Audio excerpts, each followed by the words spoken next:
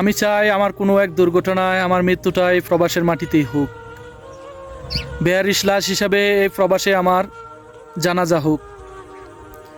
এমনিতেই পরিবারের কাছে আমি বোঝা হয়ে আছি।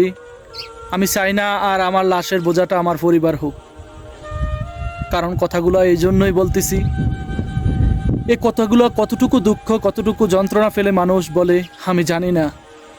আমাকে অনেকেই বলে, বিদেশে আসতে সময় অনেকের সাথে যোগাযোগ করলাম না কেন। আমাকে তাও আবার অনেকে বলে যে আমি শিক্ষিত ছেলে, আমি কিভাবে এমন ধরনের ভুল করি।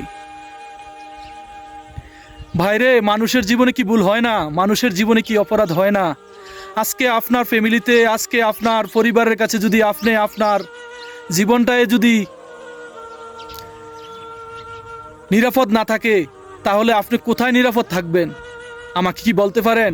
আজকে আমি আমার মার কাছে, কিংবা আমি আমার ভাইয়ের কাছে, কিংবা আমার ভাইয়ের বউর কাছে একটা জিনিস গচ্ছিত রাখলাম, সেখানে তারা যদি আমানতটাকে খেয়ানত করে, সেখানে আমার কি ভুল, আমার কি অপরাধ?